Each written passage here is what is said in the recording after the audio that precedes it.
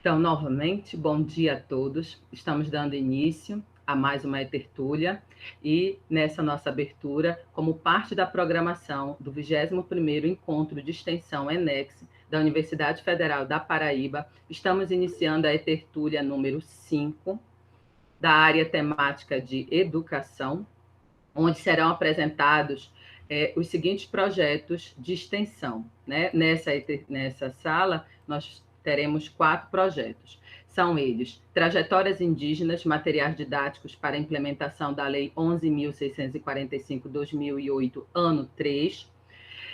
O segundo projeto, Educação Financeira da Transformação ao Resultado, o uso da estatística e matemática financeira para a mudança de comportamento.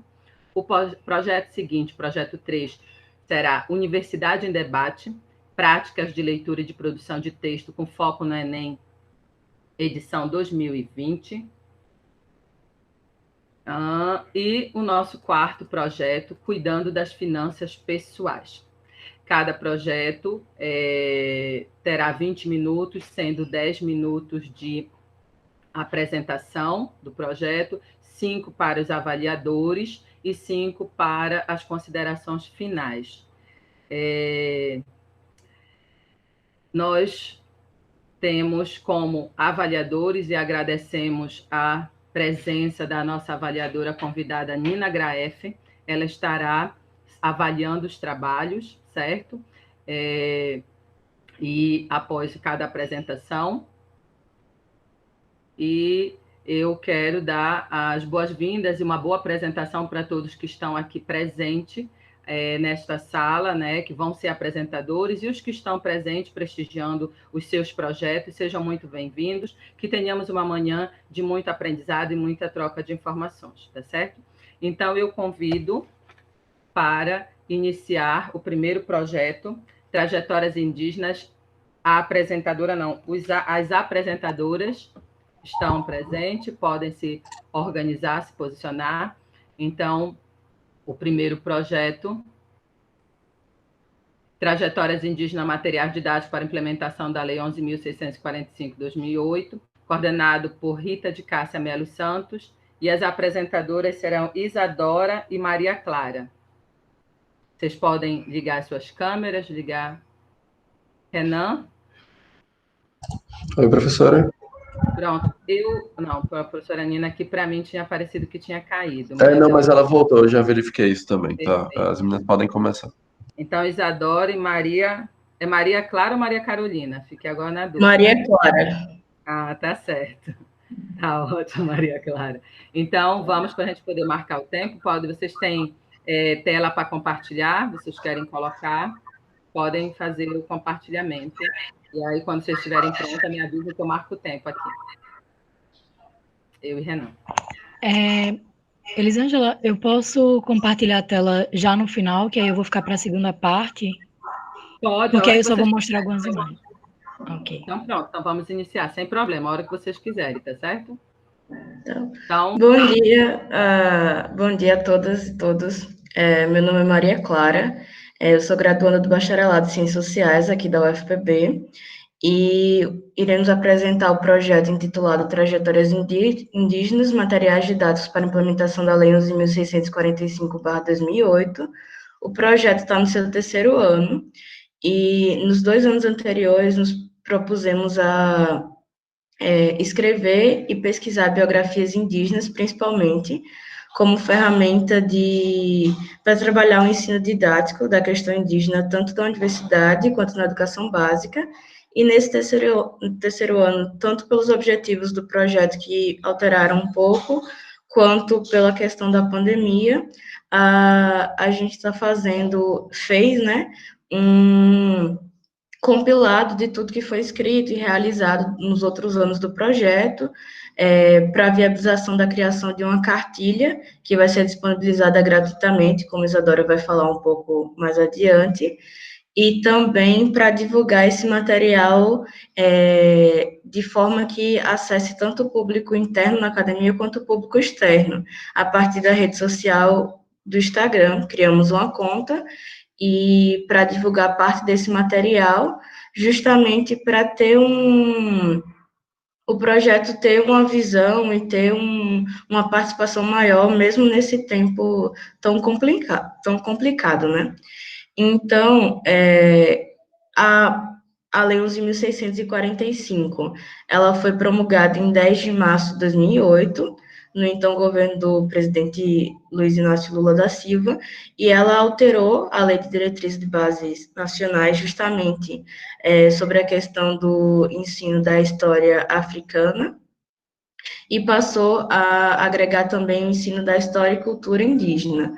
Só que com a implementação da lei, como a gente trata um pouco no projeto, ela poderia representar um avanço, que de fato representou, mas ela também deixou algumas questões não respondidas e que complicariam, assim, a vida de implementar a lei de maneira direta e efetiva no dia a dia da educação, né? Então, mesmo que agora ela pudesse justamente trazer como obrigatoriedade o ensino da história e da cultura indígena nas escolas, ela não representou uma educação tanto dos profissionais quanto dos próprios alunos para que esse ensino fosse feito de maneira qualitativa e que, de fato, representasse uma agregação de valores e um avanço para toda a sociedade de maneira geral. Então, a gente trata, o intuito do projeto é justamente a partir desse questionamento deixado, de como a gente pode colocar a lei de forma efetiva no dia a dia, para criar tanto materiais didáticos que facilitem esse aprendizado e esse ensino da história e da cultura indígena, e também como forma de promover, tanto para os docentes, discentes e tanto da universidade quanto da educação básica, alguns materiais que promovam esse ensino de forma mais didática, de forma mais lúdica, como agora a gente está fechando alguns jogos, que Isadora vai falar. Então, o projeto se insere justamente nesse dilema e nesse questionamento deixado pela implementação da lei. E, como eu falei anteriormente, ele já está em seu 3º ano, e agora a gente está fechando alguns materiais, e fazendo a editoração da cartilha, que vai ser disponibilizada logo, logo. Como a Isadora falar um pouco mais agora sobre a questão dos materiais que a gente já criou, e também das questões metodológicas referentes ao andamento do projeto. Obrigada, Clara. Bom dia a todo mundo. Eu me chamo Isadora, sou aluna da licenciatura das Ciências Sociais aqui na UFPB. Vou falar um pouquinho sobre a metodologia e os resultados do nosso trabalho, né? Como Clara falou, a gente produziu biografias indígenas, foram elas, né?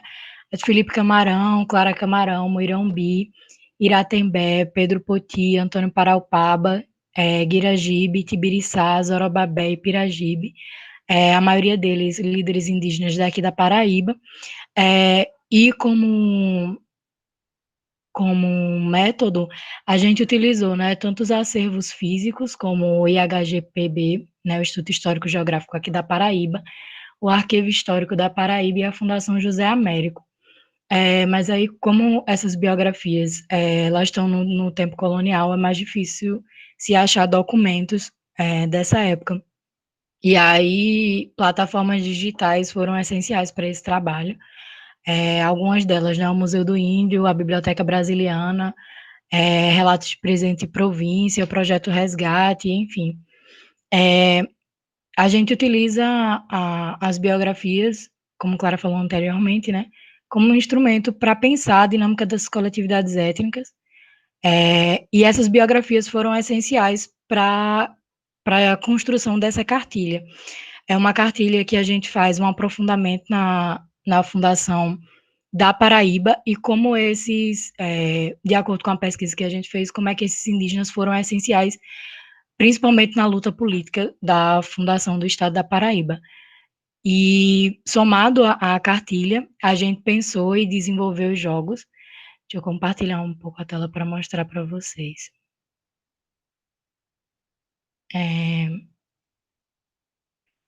Só um minuto que não está aparecendo aqui.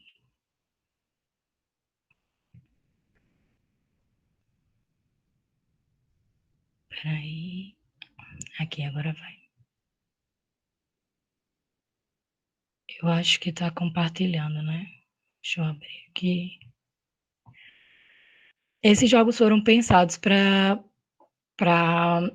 de forma lúdica e divertida, apresentar essas questões indígenas de forma desmistificada, né, e com elementos não romantizados, para principalmente estudantes indígenas e não indígenas. E aí, eu acho que vocês estão vendo, né, tem um jogo dos 7 erros, tem esse jogo, eu não sei se tá grande, mas enfim, o jogo de tabuleiro. Todos esses jogos foram desenhados por um dos integrantes do projeto. A gente pensou nessa releitura, né, até porque não existe as imagens desses indígenas, até pelo tempo mesmo, que no caso seria o colonial, né, e aí, pelos documentos, pelos fragmentos, haviam descrições físicas, né, e estéticas de alguns deles, e a gente conseguiu fazer essa reconstrução. Tem esse jogo de colorir, essa releitura desses personagens, o quebra-cabeça, que é um dos jogos que a gente construiu. E aí, pelo acontecimento, né, da pandemia do novo coronavírus, que impossibilitou que a gente continuasse com algumas atividades e oficinas que a gente ia ter para esse ano, e aí a gente pensou que, como Clara falou, né, como é que o Instagram ele ia ser uma ponte para transpor didática, né, e essas narrativas imagéticas sobre esses indígenas analisados. E aí, a cada semana foi realizada uma postagem com uma indicação bibliográfica, né, com curadoria do projeto, um resumo de uma das biografias, os jogos, enfim, todos acompanhados de imagens confeccionadas pelos participantes do projeto. Enfim, eu acho que a gente pode ir conversando um pouco depois. Gostaria de agradecer o espaço, agradecer a assessoria por sempre ser muito prestativo com a gente, a coordenadora Nívia, né, e reiterar a importância que é o projeto de extensão, principalmente com esse objetivo que tem diretamente essa comunicação com a comunidade não universitária, né, além da produção científica, e reiterar que isso é possível ser feito quando a universidade ela é pública, gratuita e de qualidade, e isso só pode ser feito numa democracia. Então, intervenção é ditadura. Acho que todo mundo aqui é contra a nomeação e a posse de Waldiney. A gente mesmo não compactua com isso e a gente segue na luta. Obrigada. Obrigada, Isadora. E é só, desculpa, complementar uma questão. Acho que a gente vai falar um pouco mais adiante pelo debate. Eu peço desculpas caso meu nome não esteja aparecendo, é porque eu não estou no meu computador e eu acho que eu devo ter esquecido de trocar o e-mail. Desculpa. Tranquilo, Maria Clara. É que está aparecendo Caroline. Mas tudo bem, sem problemas. Muito obrigada, Maria Clara, Isadora, excelente apresentação dentro do tempo, certinho, certo? Agora, professora Nina, fique à vontade para as suas perguntas, colocações, certo? Como só está você aqui, né, como avaliadora, então você vai ter até 5 minutos para fazer suas colocações, né, perguntas, tirar dúvidas, explorar um pouquinho mais aí as meninas. Antes de eu passar para a professora Nina, a gente vai marcar aqui tempo, professora, eu quero parabenizar porque realmente a história é tudo, né? Como é que nós vamos poder dar continuidade ao que nós acreditamos se nós não sabemos todas as origens? Então, parabenizar o projeto por isso, certo? E aí, depois da professora Nina, eu falo um pouquinho mais, e aí vamos ver se a gente tem um tempinho para falar também um pouquinho mais. Professora Nina, fique à vontade. E obrigada mais uma vez, professora Nina Graef, convidada nossa, e está aqui colaborando. Muito obrigada. Eu que agradeço a oportunidade, dou parabéns ao projeto e a Maria Clara, né, e a Isadora. e também, não só pelo projeto, mas também pelo posicionamento, né, que hoje é o dia que o reitor que não foi eleito é nomeado, apesar da ocupação na universidade. A gente não pode perder isso em mente, a gente segue aqui fazendo nosso trabalho, aprendendo, ensinando, apesar, né, de estar vivendo um momento que a democracia deixa de existir. Então, mais uma vez, parabéns pelo projeto. Eu sou também da área da antropologia, mas da música, da etnomusicologia. Então, gostei muito de conhecer o projeto de vocês. Mas também, por ser da antropologia, eu teria uma pergunta, também um pouco curiosidade, né? Porque vocês duas são das ciências sociais, eu entendi. E o projeto busca resgatar a história, né, através dessas biografias de indígenas do tempo colonial. Mas eu me pergunto também só até que ponto, ou se vocês chegam a pensar isso, não só essa história que está nos arquivos que vocês estão fazendo esse levantamento, mas também se a memória oral também tem um papel nesse trabalho, até que ponto vocês têm alguma ligação com comunidades indígenas hoje, ou se é mais um trabalho de arquivo mesmo. Isso é uma curiosidade que eu tenho. Mas, nesse sentido, também eu queria entender melhor o público-alvo, que, pelo que eu entendi, é para ser um material didático, mas eu não sei até que ponto, como isso está sendo integrado, em qual nível da escola, de escolaridade, em quais escolas, principalmente agora no meio da pandemia, como é que está sendo feito esse acesso ao público-alvo. Eu vou falar e depois, se Clara quiser, ela complementa. Então, respondendo a primeira pergunta, né? O objetivo foi mesmo fazer essa construção de biografias de indígenas no tempo colonial, porque o nosso objetivo final é essa cartilha, né? Essa cartilha, ela serve como subsídio não só para os professores e professoras, ou seja, não ficaria só no campo da escola. Essa cartilha, ela vai ser disponibilizada online. Acredito que no final do ano ela já vai estar disponível, ela já está em processo de editoração da editora da UFPB. E aí ela vai ser disponível tanto no site dos Brasis e Suas Memórias. O projeto, ele vem desse projeto maior, que é do João Pacheco de Oliveira, né, o antropólogo, e esse site, ele tem um conjunto de biografias, inclusive de indígenas que escreveram, né, as próprias biografias. No projeto específico, a gente não trabalha com essa coisa da memória oral, justamente por ter essa pretensão da escrita de biografias mais antigas, né, que é o nosso objetivo. Mas aí existem outros projetos paralelos a esse, que é o Museu é Coisa de Índio, que inclusive está nas apresentações do Enex, é um projeto aqui da UFPB, também coordenado pela professora Rita de Cássia, que é um projeto para subsidiar de forma documental também a construção do museu que está sendo feito pelos indígenas potiguara lá na Baía da Traição.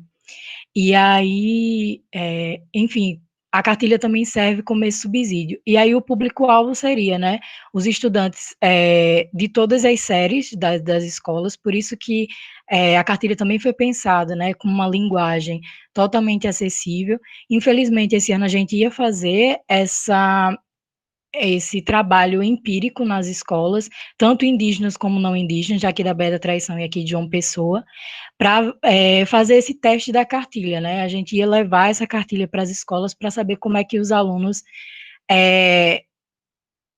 se sairiam, enfim, como seria essa leitura, como seria essa interação com esses jogos. A gente só conseguiu fazer com 2 crianças, que aí, enfim, foi a minha irmã e um filho também de um colega, né, da universidade, de um professor também, na faixa etária dos 10, 11 anos, e aí eles apontaram, foi engraçado porque eles apontaram algumas palavras, né, que seriam um pouco complicadas para eles, e a gente repensou, e de alguma forma fez essa reescrita, né, da cartilha. A cartilha, ela se divide em 3 capítulos, pensando esses matrimônios informais entre as indígenas e os colonizadores, né, enfim, como foi essa ocupação dos indígenas pelo sertão, e aí no final a gente tem esses jogos, que aí eles vão ser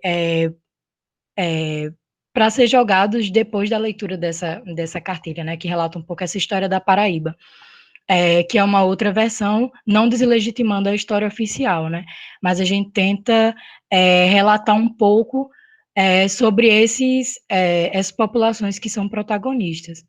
E aí vai estar disponível em alguns sites, eu posso deixar aqui depois o link no chat, e aí vocês vão acompanhando, mas próximo ano a gente, de alguma forma, pretende fazer esse trabalho presencial. Se Clara quiser complementar. Bem rapidinho, Clara, por causa do nosso tempo aqui, né? Tá, desculpa. É só sobre a questão do recorte mesmo, como a Isadora falou. O projeto, ele é específico da Paraíba, tanto como requisito do próprio edital da UFB, quanto também pela questão desse recorte na era colonial, como forma de viabilizar essas trajetórias que talvez não fossem contadas, ou fossem contadas de maneira muito romantizadas ou estereotipadas, a partir de uma história oficial. Então, todos os desenhos, como a Isadora falou, foram feitos a partir desses relatos, tanto de viajantes quanto de livros e etc., pelo nosso colega Eduardo, e os jogos, eles foram adaptados a partir de jogos já existentes, tanto jogos de 7 erros, quanto do labirinto, como forma justamente de ter uma coisa que já existe, e agora ela poder está mais adequada a esse ensino e às diversas faixas etárias, né? Então, por exemplo, o jogo dos 7 erros, ele é a partir da obra do Duarte, do Jucá, sobre a chegada do Duarte Coelho e dos cavalos ao Brasil, e também os outros jogos, eles foram criados a partir desse modelo, mas com uma arte própria. E do recorte colonial, e justamente pela questão do Nordeste, porque nesse esquema, né, os indígenas do Nordeste, às vezes, eles não são compreendidos enquanto indígenas, tanto pela proximidade territorial, quanto pela questão de um apagamento histórico que, de fato, ocorreu. Então, a gente tem esse recorte e opta pelo esse recorte para tentar trazer um pouco mais à tona, a partir desses relatos das construções biográficas, o que poderia estar ali nublado ou apagado nessa história, né? Tá ótimo. Professora Nina, nós temos 1 minuto. Se ainda tiver alguma colocação a ser feita, né? Vamos tentar nesse 1 minuto. E logo em seguida, eu rapidamente, só para as considerações finais, parabenizá-las, né, pelo trabalho. Nós vamos poder abrir. Depois da segunda, talvez a gente consiga, né? Aí a gente vai ajustando o tempo, né? Sempre o primeiro a gente vai organizando melhor. Quem sabe no fim a gente consegue fazer uma troca maior dentro do prazo e todos concordando, tá certo? Professora Nina, por suas considerações, e agradeço. Sim, não, é só que eu tenho essa avaliação aqui onde tem que dizer a questão da extensão, né, da comunidade externa envolvida, ainda não ficou muito claro para mim quem é a comunidade fora da universidade, além daquela que vai receber o material didático, mas talvez seja algo que esteja mais claro nos anos anteriores, que não estavam em isolamento social. Porque esse ano houve essa adaptação, né, Isadora? Isadora ou Maria Clara, se quiser falar, houve essa adaptação, aí acaba que o público externo está só pelas redes sociais, se eu entendi bem, né? As meninas aí quererem colocar, que aí fica mais amplo, não só as comunidades indígenas, né? Ou as escolas, como vocês estão fazendo. Isso, como ele vai ficar disponível digitalmente, qualquer pessoa que tenha o contato, né, com esses sites, e isso também, de alguma forma, tem um engajamento no Instagram, a gente percebe, é toda a comunidade em geral, né, o público-alvo é que toda a comunidade ela possa ter acesso, não só, enfim, crianças, adolescentes ou professores e professoras, mas, de modo geral, todas as pessoas que quiserem compreender um pouco da fundação da história da Paraíba e, enfim, como os indígenas em geral, né, como Clara comentou um pouco sobre essa coisa do apagamento dos indígenas do Nordeste, como eles têm sofrido com isso. Hoje em dia se tem uma visibilidade maior, mas, enfim, todos podem usufruir desse material. Muito obrigada, né, para a gente poder cumprir o nosso tempo. agradeço, professora Nina, pelas suas observações do projeto, as meninas, as respostas precisas, né? Pelo jeito não estão no primeiro ano, se estão muito familiarizadas, né, pelo projeto, então parabéns, agradeço, lembrando que tem que ficar na sala, né, vamos prestigiar os demais colegas, tá certo? E aí, aqui nós vamos encerrar. Renan, não, tudo bem, já verifiquei aqui, eu acho que a minha tinha caído rapidamente. Então, nós encerramos o nosso primeiro projeto e vamos dar início, continuidade, né? Vamos dando continuidade e vamos para o nosso segundo projeto, né? Nessa nossa tertúlia 5, área de educação, e o nosso segundo projeto, ele justamente deixa eu ler aqui para vocês, para mim não errar, a educação financeira da transformação ao resultado, o uso da estatística e matemática financeira para a mudança de comportamento, coordenado pelo professor, né, coordenado por Joseilme Fernandes Gouveia, do CCAE. Os apresentadores, Laís, certo? Isso. E o outro, quem é? Desculpa, Matias. Matias, isso. Então, pronto, sejam bem-vindos. Se tiverem algo para compartilhar, podem colocar na tela, lembrando, né, que é para estar somente dando a contribuição. Lembro a todos que vocês vão ter 10 minutos, assim que nós já estão prontinhos. Pronto. Sim, estamos. E logo em seguida, a professora Nina Graef, do CCTA, vai fazer as suas considerações em 5 minutos, tá certo? Então, boa apresentação. Fiquem à vontade. Muito obrigada. De início, né, eu gostaria de explicar a todos que a minha fala, juntamente com a de Matias, será intercalada.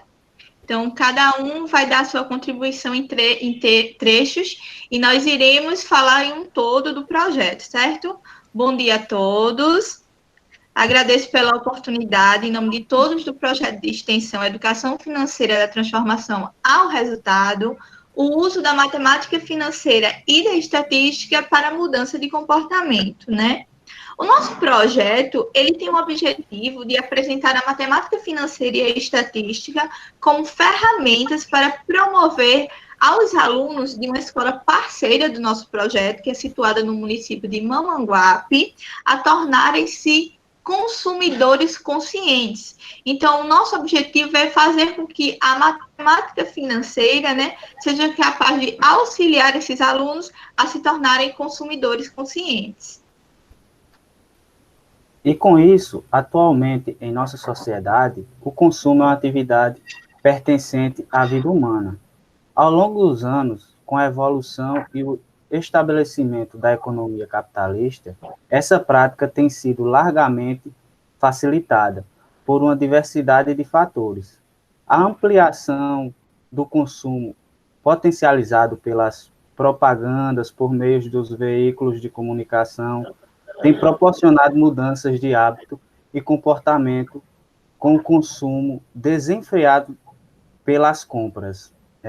Nesse contexto, suscita-se importância de estabelecer práticas que estimulem o consumo consciente, em que os indivíduos são capazes de fazer distinção entre suas necessidades e seus desejos, sem colocar em risco a saúde financeira. No caso do projeto, a gente tentou mostrar aos alunos como trabalhar matemática financeira com eficácia da base. A gente tentou, com esse projeto, trabalhar com os alunos do ensino médio a matemática financeira da base. Não a matemática para investir, mas sim como controlar seus impulsos consumistas. Porque hoje em dia a gente sabe que tudo envolve consumo. A gente passa em frente a uma loja, temos desconto, venha comprar, e sempre isso. E o que a gente tentou passar para os alunos foi o que Laís falou na fala anterior, como consumir conscientemente. Então, consumo consciente. E para alcançar o objetivo proposto, né, no nosso projeto, A metodologia aplicada quanto à nossa abordagem foi uma pesquisa qualitativa e, do ponto de vista dos seus objetivos, a pesquisa foi caracterizada como exploratória. E quanto aos procedimentos técnicos, a nossa pesquisa ela foi tanto bibliográfica como estudo de caso. E, de início, fizemos um diagnóstico que teve o intuito de conhecer o perfil e os aspectos socioeconômicos que caracterizam os alunos, a fim de podermos realizar as oficinas, né? As nossas oficinas elas foram realizadas na escola ECIT Senador Rui Carneiro, localizada no município de Mamanguape, PB, onde ofertamos essas oficinas para 3 turmas da 2ª série do ensino médio, segundo A, segundo B e segundo C. As oficinas foram realizadas a cada 15 dias, nas segundas-feiras, durante 2 horas. De 8 às 9 e de 11 às 12. Disponibilizado horário pelo professor colaborador, o professor Carlos Alex, e nós ministrávamos essa oficina pela plataforma Google Meet. E intercalando a semana que tinha as aulas com a semana que não teria as aulas, nós promovemos lives no Instagram, abordando temas como investimento, orçamento, independência financeira, e inclusive amanhã fomos convidados por uma escola da cidade de Campina Grande para ministrar uma palestra sobre independência financeira para os alunos do ensino médio.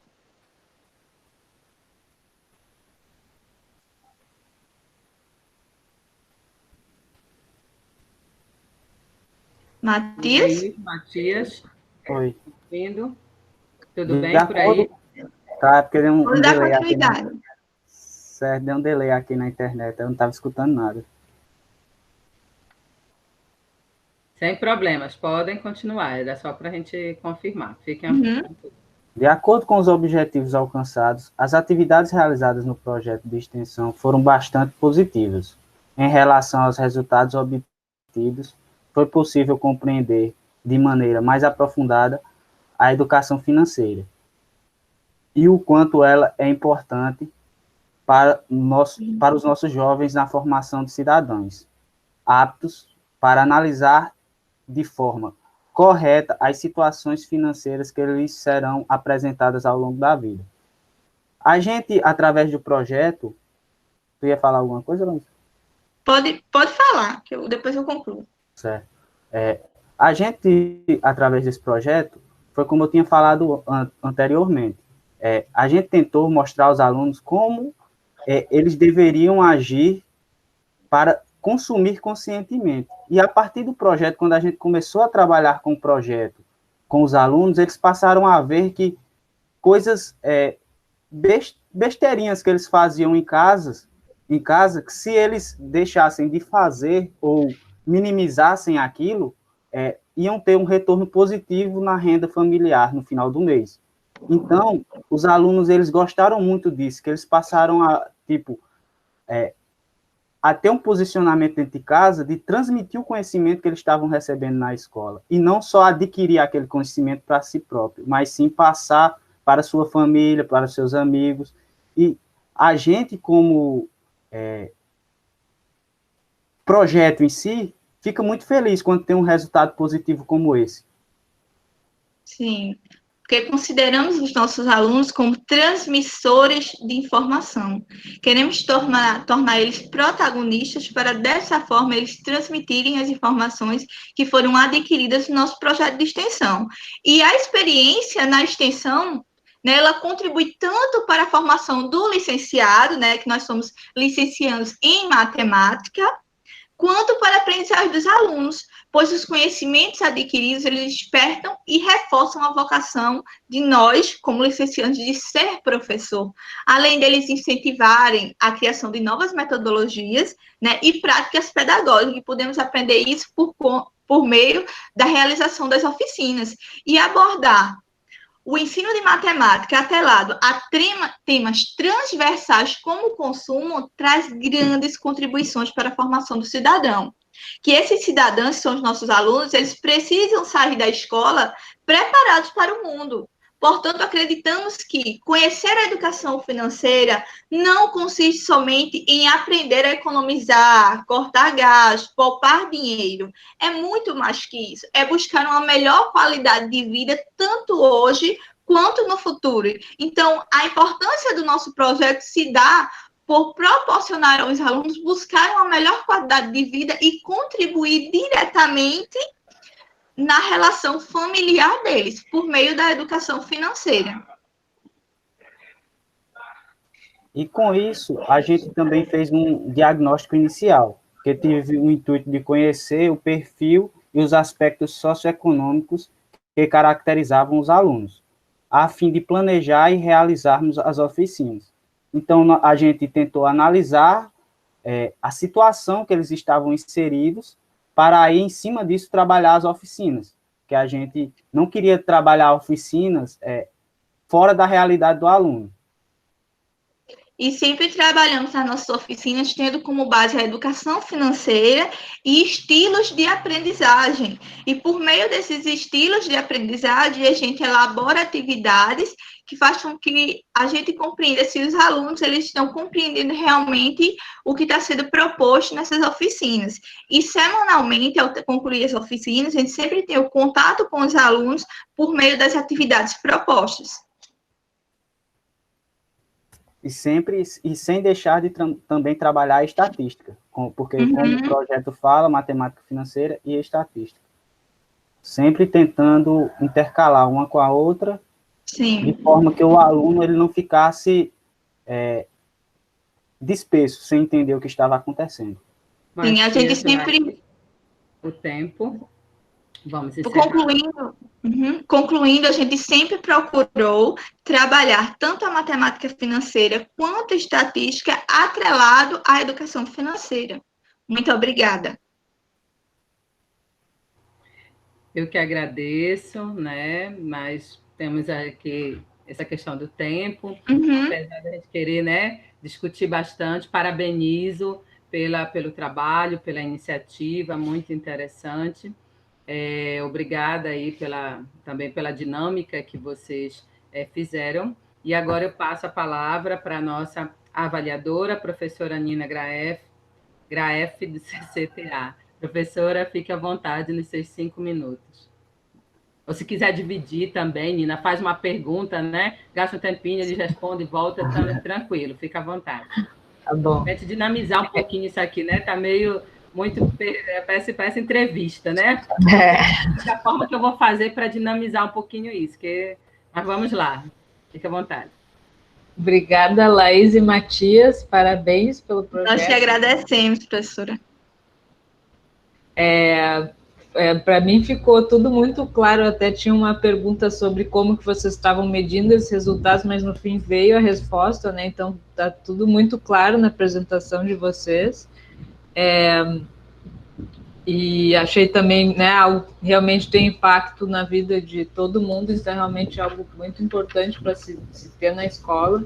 Então, eu teria mais perguntas, assim, de curiosidade mesmo sobre a idade, né, desses alunos, principalmente porque quando a gente fala em estatística, quem não é da matemática já fica, né, com medo. Então, eu queria entender como que a estatística entra nessas aulas, né, de maneira que seja algo simples, eu imagino, né, que não seja uma aula de estatística. Qual o papel da estatística e também a idade dos alunos, como eles lidam com isso?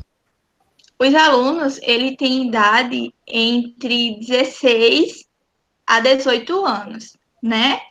De início, a gente teve o intuito de fazer esse diagnóstico socioeconômico para realmente saber a idade dos alunos, aonde eles residem, né? Quantas pessoas residem na casa dele, para a gente conhecer realmente o perfil dos nossos alunos e saber qual é a melhor forma da gente intervir nessas oficinas. Porque a gente não queria uma oficina apenas para ministrar o conteúdo pronto. Não, a gente queria contribuir de forma que fosse transmitir para eles aquele conhecimento e aquele conhecimento marcasse eles. E eles pudessem ser transmissores dessa informação. Né? E como é que a gente trabalha isso, professora?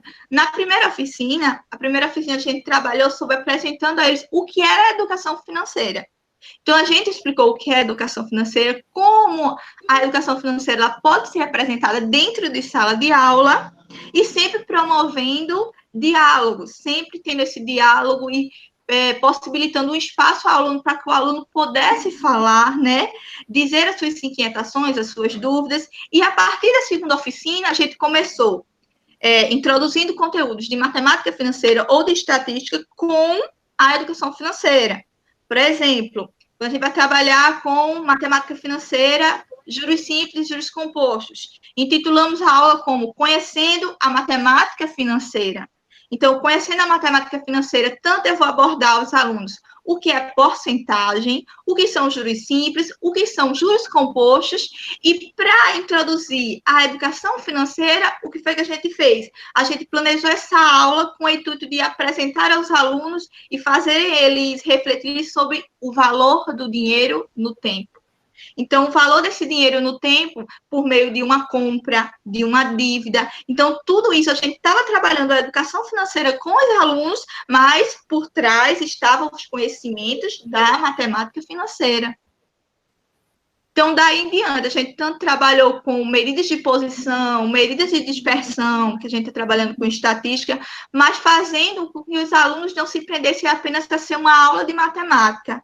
Né? E por meio das nossas oficinas, a gente percebeu que os alunos, eles ficavam muito à vontade em relação a falar sobre esses temas, porque quando iniciou as nossas oficinas, eles pensavam que a educação financeira era apenas poupar, eu não posso comprar nada, eu tenho que poupar dinheiro, se eu estiver comprando alguma coisa, eu estou fazendo algo errado. Não, na educação financeira não existe certo nem errado, existe o que eu posso fazer no momento. Então, é muito assim, pensar e refletir sobre as minhas ações. O que eu posso fazer no momento, possa ser que para José Matias ele não possa fazer. Então, a educação financeira é tornar os alunos consumidores conscientes. E esse consumo consciente, ele tanto serve para um orçamento familiar, quanto para um orçamento pessoal. Então, aí nas nossas oficinas, a gente tentou, porque na matemática financeira vai haver cálculo, na estatística vai haver cálculo, porque a gente está trabalhando com a área de exatas, matemática, então tem os cálculos, a gente não poderia correr desse lado de números, de calcular, então a gente fez o quê? Pegou a parte matemática e atribuiu na vivência do aluno. Como assim? A gente hoje em dia sabe que usa muito cartão de crédito, compra dinheiros, tem desconto em lojas. Então, a gente trabalhou isso com o aluno. Desconto, porcentagem, juros simples, composto. No seu cartão, qual é o tipo de juros que está atribuído? Então, a gente tentou fazer essa ligação com o dia a dia dele para tornar as aulas e as oficinas mais interessantes. Porque essa parte mais calculista a gente teria que trabalhar. Então, a gente procurou meios de facilitar o aprendizado do aluno. Ótimo, muito bem. Professora, né, o meu papel é o papel do chato, né? Eu estou me sentindo aqui, e a gente quer ouvir, a gente quer interagir mais, e o tempo aí, né, não nos permite, até porque existem, né, 10 horas começam outras, e a gente tem que tentar cumprir o nosso horário aqui. Mas não se preocupe, professora, é totalmente compreensível, porque se a gente se organizar, a educação financeira ela fala muito isso, né? Se a gente se organiza, estabelece um tempo para cada coisa, dá tempo de todo mundo fazer. Então, assim, aqui, se cada um respeita o seu tempinho, todo mundo fala, todo mundo apresenta seu trabalho. Perfeito, Laís, muito obrigada. Professora Nina, mais ainda alguma colocação? Nós ainda temos 2 minutinhos e, como eu disse, eu estou pensando aqui como dinamizar.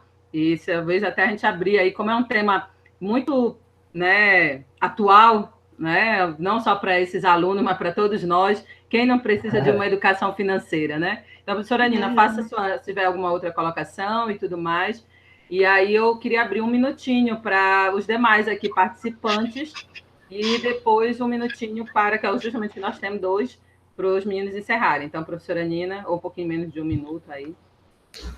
Eu queria dizer que, primeiro, eu fiquei com vontade de fazer aula, eu queria ter tido essa aula no colégio, a matemática era algo muito abstrato, assim como física e química, né? Então, primeiro isso, acho que é uma iniciativa muito importante, espero que vocês continuem aplicando isso depois de licenciados, e queria, mais uma vez, parabenizar, porque realmente vocês incorporaram essa educação para vocês também, né? Tanto que a Luísa já nos ensinou também a dar isso, para além do planejamento financeiro, né? Mas o planejamento de tempo. E assim, eu gostaria de agradecer muito ao professor não estar aqui presente, mas em nome de todos do projeto, né, todos os alunos, o professor José Ilme, porque no início do nosso projeto, ele não disse, gente, a gente vai preparar as oficinas e já vai ministrar para os alunos. Não, eles vão ter 2 meses de estudo e preparação, onde vamos ler artigos, livros, e fazer a gente entender realmente o que era a educação financeira, e semanalmente estávamos nos encontrando para realmente a gente ter propriedade para falar sobre a educação financeira. Laís, esse é o primeiro ano desse projeto, Mamanguá? Isso, é o primeiro ano, professora, desse projeto, e assim, não tínhamos conhecimento sobre a educação financeira, e por meio do projeto foi que estudamos e nos preparamos. E Então, assim, o nosso projeto... Além de vocês dois, você é bolsista?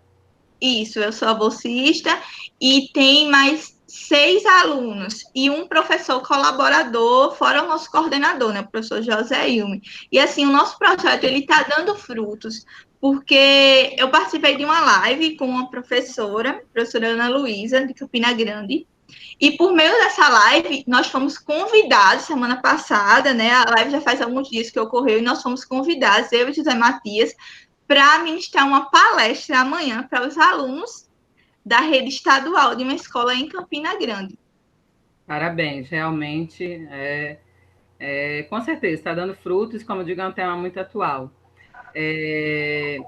Eu vou tomar um tempinho, 1 minuto a mais. Eu queria, como o tema é muito interessante, alguém tem daqui da sala para a gente poder até falar? Alguém tem alguma pergunta, curiosidade, né? Os que estão aqui participando, gostaria de fazer alguma pergunta para a Laís e para Matias. A Luana está perguntando: alcance o projeto pelas tecnologias? Ela está parabenizando, na verdade, vocês. Obrigada. Né? Pessoal, é muito interessante. Só cortando aqui um pouco a professora, desculpa. Não, Quem se interessou pelo projeto tal, e quiser acompanhar um pouco, a gente também tem um Instagram, @inteligência financeira. Por favor, coloca no chat, tá certo? Pronto, daqui a pouco eu envio o link no chat. Então, assim, mantemos também o contato com os alunos por meio de um grupo no aplicativo de mensagens WhatsApp. Então, a gente sempre tinha esse contato e tínhamos a preocupação de, terminar a aula, enviar um linkzinho de um questionário no Google Formulário para os alunos avaliarem como foi essa aula e o que eles queriam melhorar na aula. Então, assim, com o passar do tempo, a gente viu que os alunos, eles estavam se interessando realmente pela matemática financeira, e eles estavam criando uma consciência do que eles deviam fazer em relação às suas finanças. Porque o objetivo da educação financeira não é transformar o aluno, né? É desenvolver as habilidades que tem neles. Só que muitas vezes os alunos acham que não são capazes. Então, é a gente desenvolver nele a capacidade de acreditar que eles podem realizar os seus sonhos. E a prova disso foi uma atividade sobre planejamento pessoal, onde a gente determinou metas, tempo e custo que eles iriam precisar para realizar os seus sonhos, porque a gente convidou eles nessa aula a serem gerenciador de sonhos. Ótimo, Laís. Parabéns, realmente. Eu agradeço. Eu digo, eu estou no papel aqui, né? Controlar, então vamos fazer a educação correta. Já passamos aí 2 minutinhos, então, mas, como eu digo, o tema é muito interessante. Muito obrigada, Laís, Matias.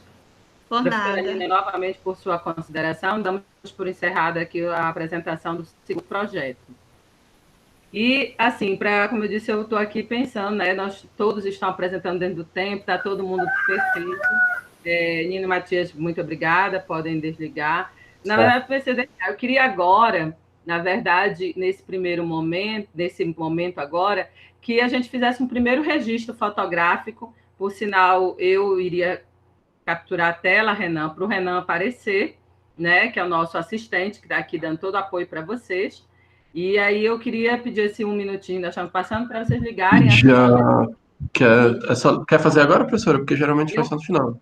Eu sei que é no final, mas para a gente dar essa, eu pedi ali para Júnior, para eu dar uma dinamizada aqui nessa sala. Aqui, pronto, ótimo, então, sem problema. Então vamos ligar, né, nossas câmeras, por favor. E vamos, Renan, pode ligar a sua, que eu vou capturar a tela, tá certo? E no final você captura, que aí eu apareço.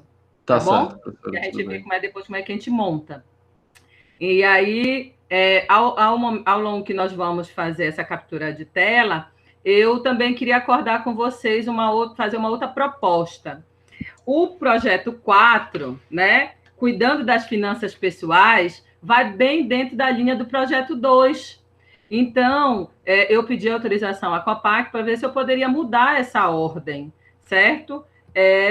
Se o projeto 4 concordar, o projeto 3, que é justamente Universidade em Debate, também concordar, a gente inverter essa ordem. Agora, seria cuidando das finanças pessoais, Juan e Sayonara, e, posteriormente, seria, né, passaria o 3 para o 4, Universidade em Debate, e aí com ele a gente talvez resgatasse um pouquinho o diálogo do primeiro, né, que era a questão das trajetórias indígenas, e aí a gente poder fazer um debate no final, mas talvez, né, do que é a extensão, essa troca de conhecimento. Vocês não estão falando nada, todo mundo parabeniza, mas ninguém pergunta, só a professora Nina está fazendo as perguntas, e eu sendo a interventora aqui, né, no caso.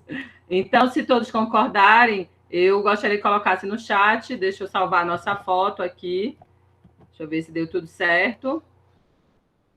Pronto, ficou lindo. Ótimo. Agora sim. Perfeito. E aí, deixa eu voltar para cá. Todos concordam? Juan. Primeiro, Maria Raquel, você aceita trocar? Maria Raquel está em sala. Aceito sim, tranquilo. Obrigada, Raquel. E Sayonara e Juan, então, vamos inverter a ordem. Professora Nina, tudo bem para você? Então, pronto. Muito obrigada pela compreensão. Então, vamos agora para o nosso terceiro projeto, certo? Considerando aí a alteração da ordem dos projetos iniciais, mas por questão do tema, eu acho que vai ser bem interessante nós estarmos trabalhando, né, nessa sequência, tá certo? Então, agora eu convido o projeto, né, os apresentadores Sayonara e Juan, do projeto Cuidando das Finanças Pessoais, coordenado pelo professor, eu fiquei na dúvida, gente, Cadidja Ferreira Santos, do CCHSA, tá certo? Então, novamente lembrando, vocês vão ter 10 minutos, se tiverem tela para compartilhar, coloquem, e aí nós vamos marcar aqui o tempo, 10 minutos para a apresentação, Juan e Sayonara. Pronto. E aí, depois, professora Nina, do CCTA, fará, né? CCTA, Centro de Comunicação, Turismo e Artes, né? A gente acaba usando a sigla e não fala por extenso. Então, fará as suas colocações, tá certo? Mais uma vez, muito obrigada e podem começar, Sayonara e Juan. Só um minutinho que eu vou compartilhar a tela. E bom dia a todos.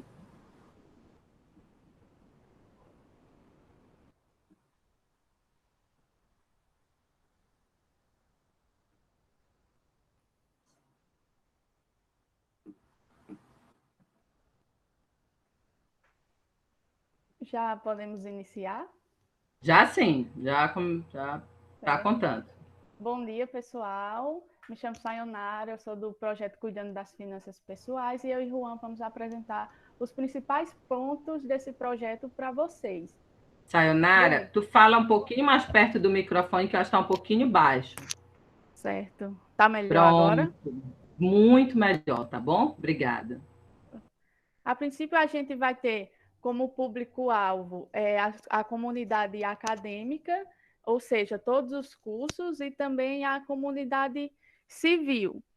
E logo na equipe do projeto, a gente vai ver a presença da multidisciplinaridade, pois teremos alunos tanto de áreas diferentes como administração, agroindústrias, pedagogia. E quanto aos objetivos do projeto, você pode passar, tá, Juan? Teremos a promoção da finança pessoal, ou seja, a capacitação do nosso público que nos acompanha, tanto essa comunidade acadêmica, quanto a comunidade e as cidades circunvizinhas do Campus 3, que estão falando que a gente estuda em Bananeiras, ou seja, essas comunidades circunvizinhas a Bananeiras, e também o nosso público do Instagram. E assim fazer com que eles possam um melhor gerenciamento financeiro, promovendo uma melhoria da sua qualidade de vida. O projeto ele vai abranger esses 3 objetivos indicados aí da ODS, que seria a educação de qualidade, pois a gente almeja a educação para todos e todas, a redução de desigualdades e o trabalho decente e crescimento econômico com os resultados que esperaremos obter.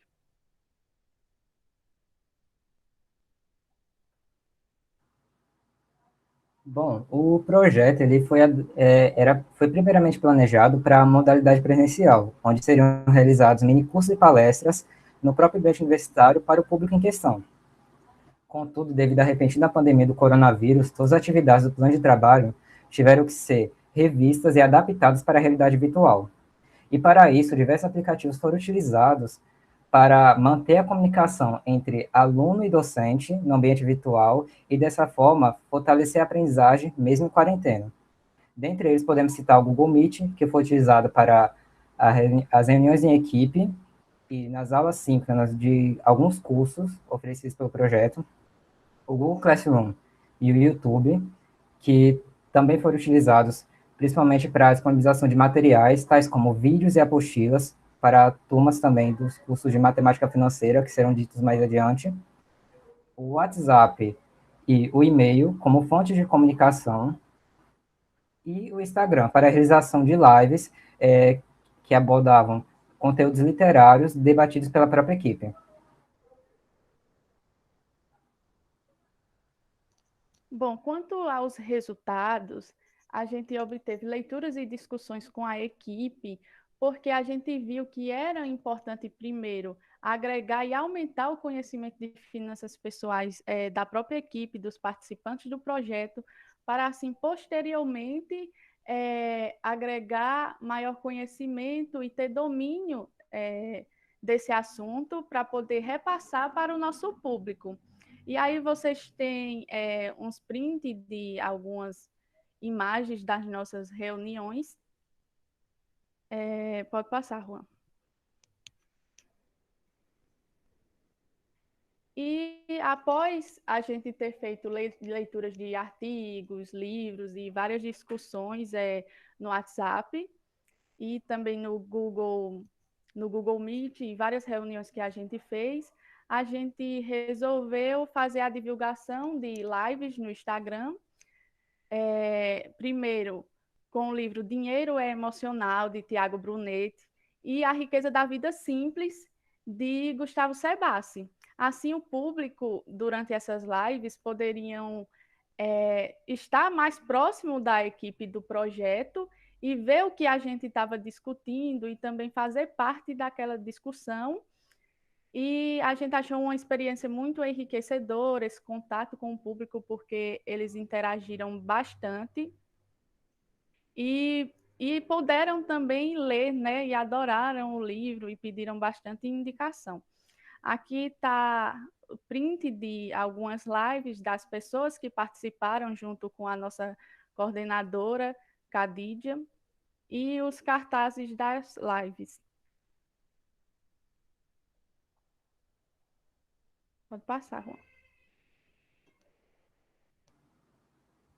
Bom, e além das atividades previamente definidas no plano de trabalho do projeto, a equipe do Cuidando das Finanças Pessoais oportunizou um curso extra de matemática financeira nas modalidades remotas e de ensino à distância para a comunidade acadêmica interna e externa ao UFPB, com o intuito de fornecer alguns conhecimentos primordiais a respeito da matemática financeira e, com isso, criar base para o futuro curso de finanças pessoais que será oferecido pela equipe.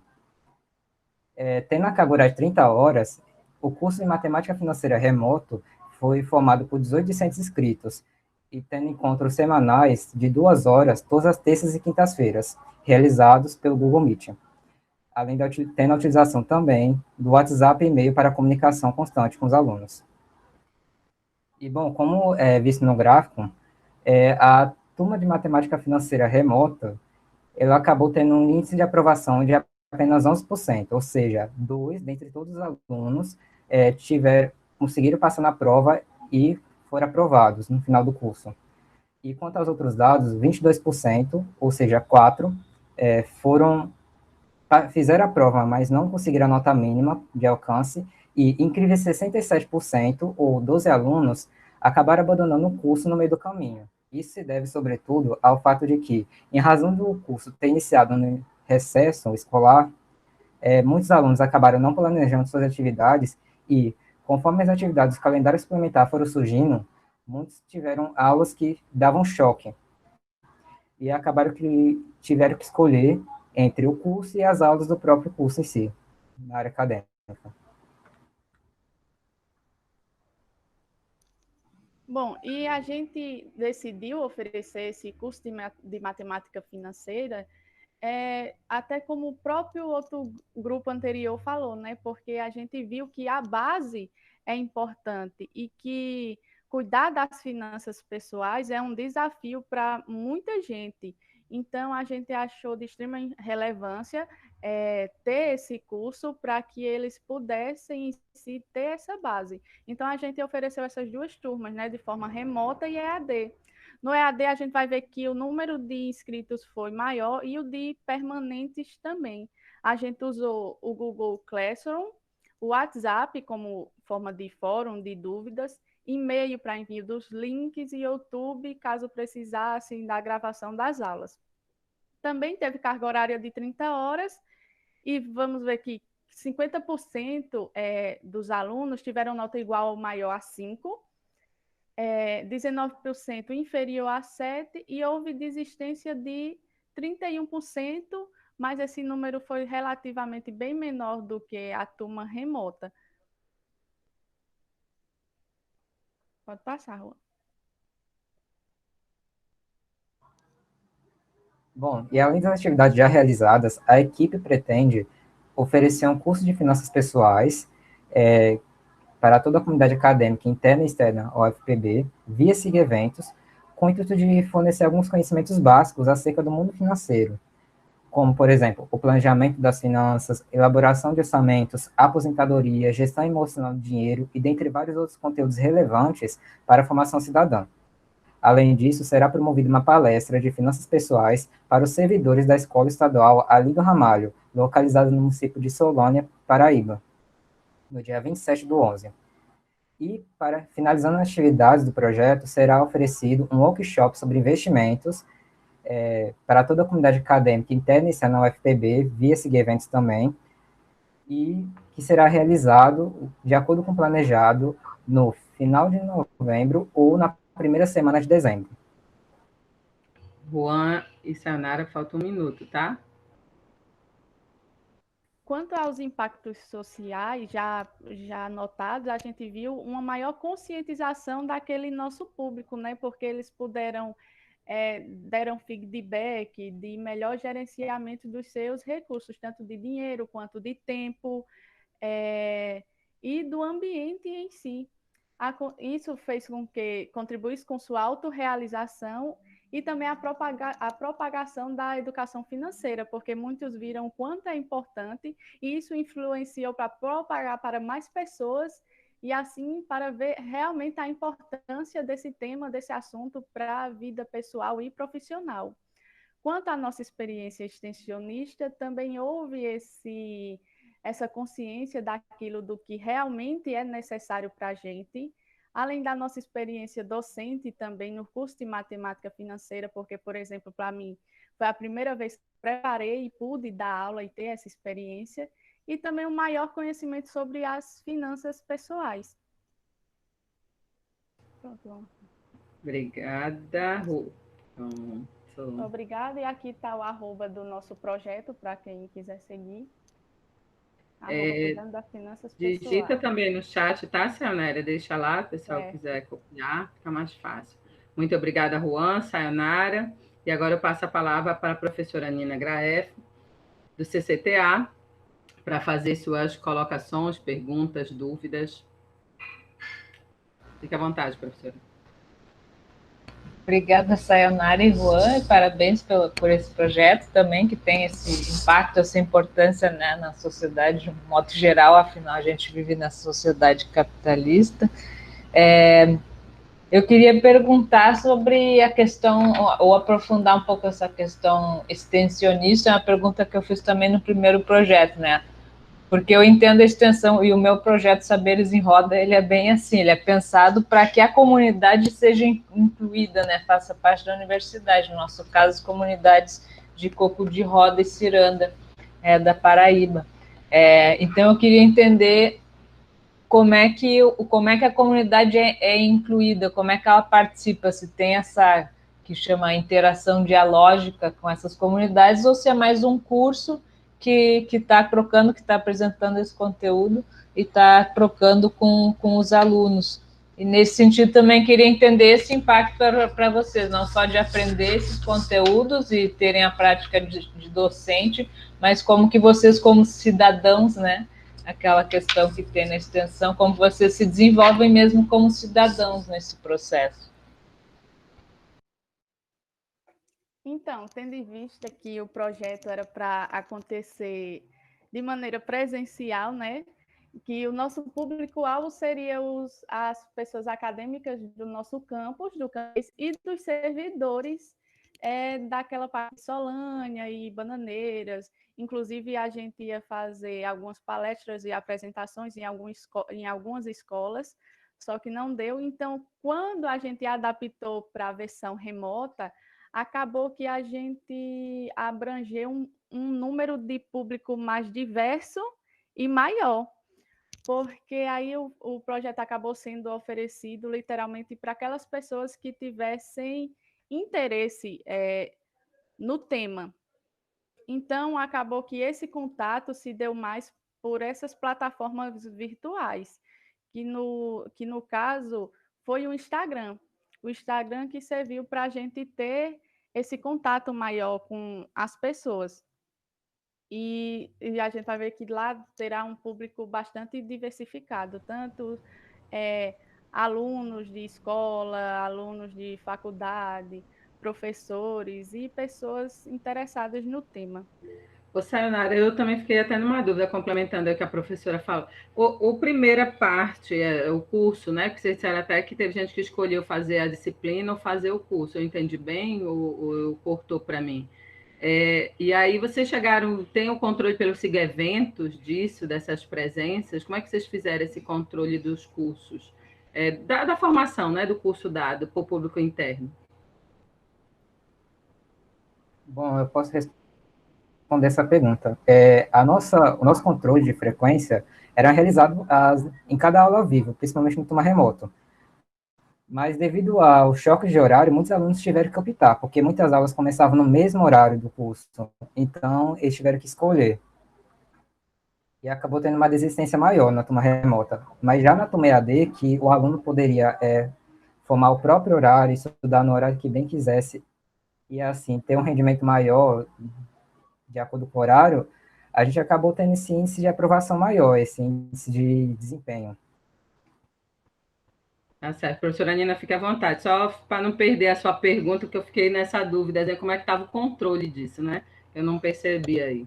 Pode ficar, professora, está no seu tempo ainda. Se tiver mais dúvidas. Não, achei até interessante nessa questão, como a gente vê que o isolamento tem isso, né? Uma parte que é importante do projeto de extensão, que é justamente essas vivências, né? Fora da universidade, a gente acaba perdendo, né? Mas também ganha, eu achei legal que a Sayonara falou isso, que ganha também um público maior, uma interação com um público maior que não poderia participar do projeto antes. E aí eu queria só saber de vocês o que vocês acham que vocês estão aprendendo nesse projeto, que talvez seja diferente do que se aprende dentro do currículo da universidade, no sentido mesmo, o que a extensão oferece, que talvez mesmo um estágio, né, vocês devem ter estágio pedagógico, se são licenciados, não ensina, né, o que isso está trazendo para vocês de diferente do que vocês veem nas aulas da universidade mesmo. Bom, esse é meu primeiro projeto de extensão, mas eu acho que para mim, por exemplo, agregou bastante valor, porque, por exemplo, a nossa coordenadora é uma pessoa maravilhosa e, tipo, ela se preocupou em estar com a gente na questão emocional. E na questão acadêmica em si da faculdade, eu não vejo tanto isso. E aqui a gente viu muito e se preparou bastante antes de entrar na prática em si, da prática diária, do planejamento financeiro. A gente tentou entender primeiro esse nosso lado psicológico e emocional, o que ele influenciava naquilo. Então, eu achei bastante interessante e de grande aproveitamento para mim. Sim, e além disso, a gente teve essa experiência docente de formar alunos e aprender também, porque afinal, esse é um conteúdo bastante negligenciado nas escolas. Muitas escolas não oferecem educação financeira para os alunos. E venhamos e convenhamos, saber mexer com essas coisinhas, assim que você termina a escola, é super necessário. E muitos alunos não sabiam disso. Fazer contas básicas de taxa de juros, que enganam muitas pessoas e tal. Então, foi uma experiência impactante, tanto para os alunos quanto para a gente, porque a gente aprendeu a consumir melhor, com base nas leituras que a gente fazia, pesquisas e tudo mais, e ensinou os alunos a terem um olho mais guiado na questão do dinheiro, aprender a consumir de forma consciente. Muito bem, Juan. Além de vocês dois, são mais quantos alunos, Juan? Juan, Sayonara. Quem é o bolsista? Sayonara é a bolsista. Além da gente, temos mais... Pode falar, Sayonara. Para mim, ela travou, Juan. Você quer falar? Acho que caiu a internet dela. Uhum. Então, o projeto atualmente é formado por 4 alunos e 3 professores e coordenadores adjuntos. Dentre esses alunos, a Sayonara é a bolsista, e eu estou como voluntário com mais 2 alunos. Pronto, perfeito, obrigada. E aí, como eu disse, eu pedi essa alteração para a gente poder fazer uma interação. Tranquilo, Sayonara. Cadê Laís e Matias aí, e os demais aí que são da área, né? Vamos fazer aí uma troca de conhecimento aí. Qual foi a maior dificuldade na aprendizagem dessa educação? Ou um exemplo, dizer, olha, com esse projeto, eu hoje faço isso na minha vida, de vocês, né? Ou a minha mãe, ensinei minha mãe, eu fico imaginando assim a família, né? É como a professora Nina falou, eu também já quero, porque eu acho que eu faço a coisa certa, mas agora eu estou cheia de interrogação, não sei não se eu faço, né? Então, entre vocês aí, troca o que Laís ou Matias gostaria de perguntar para a Sayonara e Juan, e os demais também, né? Quem já apresentou, quem vai apresentar, se tiver alguma perguntinha bem objetiva. Eu vou tomar um minutinho mais do outro, mas eu acho que é interessante agora a gente fazer esse momento para cortar essa partilha. Primeiro, se vocês botaram uma coisa em prática, e segundo, se alguém quer fazer aquela pergunta assim bem crucial, né? Como é que eu aprendo, por exemplo? A minha é essa, né? Onde é que a primeira lição básica, assim, ó, professora, faça isso. Mais uma vez, bom dia, né? Eu quero parabenizar, né, a vocês pelo projeto, porque sempre é bom a gente estar trabalhando com esse tema, né? Nas escolas, na universidade, porque assim a gente tem que os parâmetros curriculares nacionais, os PCNs, eles consideram o consumo como ser apresentado como forma de objetivo de vida. Então, por isso, é fundamental a gente trabalhar isso com os nossos alunos e levar essa informação para dentro da casa deles. Então, assim, já puxando para o que a professora falou, né, o que é que a gente tem que fazer, eu acho que uma coisa que é fundamental é pensar não apenas em um ponto, e sim pensar em um todo. Porque muitas vezes, quando a gente vai fazer alguma compra, o comprador ele chega para a gente, eu estou falando para compra porque a gente fala muito de consumo, né?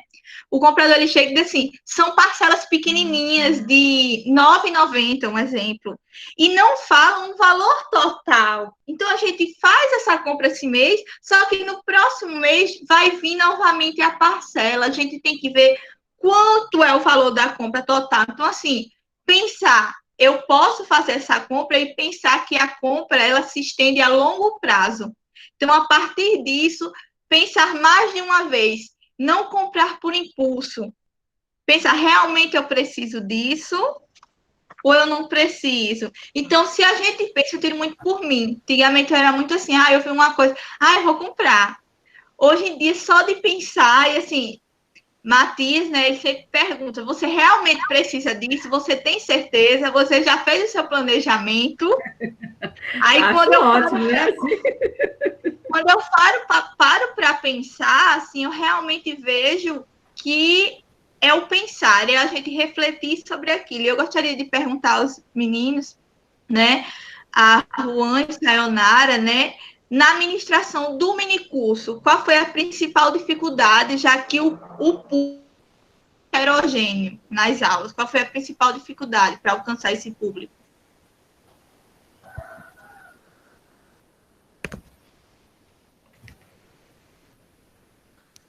Oi, oi, oi.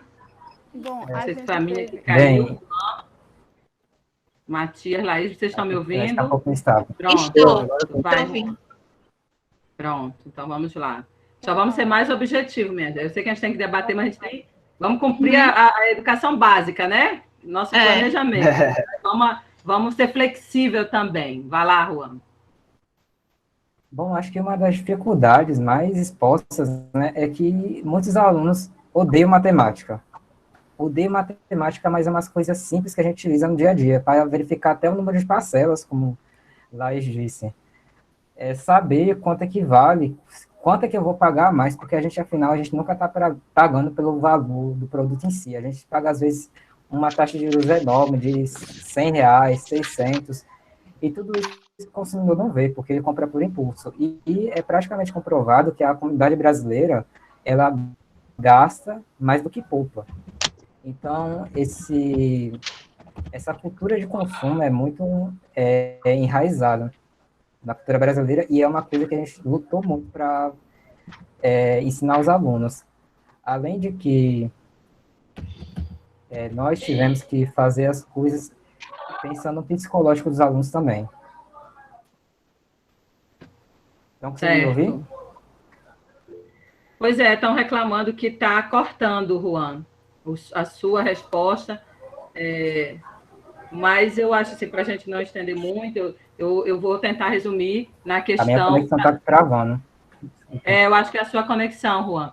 Mas eu acho que o legal é essa questão da matemática, né? Assim, ver a importância da matemática e a questão psicológica, né? Essa interação aí do social. Eu queria até falar que Laís, quando falou da gente pensar, né? Pensar uma vez, pensar duas, respira, né? Respira. Eu acho que a quarentena trouxe um pouquinho isso. Juan, tá travando sim. Mas os demais, alguém me sinaliza aí, estão me ouvindo? Professora Nina, está me ouvindo? Estou lhe ouvindo, professora. Pronto. Não tá. Luana também, a voz está cortada. Vamos esperar um minutinho. Nina também disse que não está me ouvindo. Vamos ver se restabelece um pouco. Para a gente fechando, para não começar outra, ninguém disse que tem pergunta, está cortando muito. Eu vou esperar um pouquinho para ver se, né, normalmente estabiliza para os demais, tá certo? Mas, como eu disse, eu achei interessante, casando os dois projetos, essa questão do que Laís falou, o respirar, o pensar é o respirar, né? Então, quando a gente respira, a gente para e respira, a gente pensa... Professora, um instante. Tá falhando um pouco a sua voz, está travando um pouco a ligação. Aqui o pessoal no chat está falando que está cortado. Creio que a minha também vai estar aqui. Eu vou tentar... Eu desliguei a minha câmera, ver se melhora. Para ver se o sinal melhora. Oi, vocês acham que melhorou? Sim, Nina vai tentar trocar a conexão. Vamos parar um pouquinho, até porque eu vou falando. Melhorou, Laís? Pronto, eu desliguei a câmera, pode ser o sinal. O Renan, melhorou? Como é que tá para você?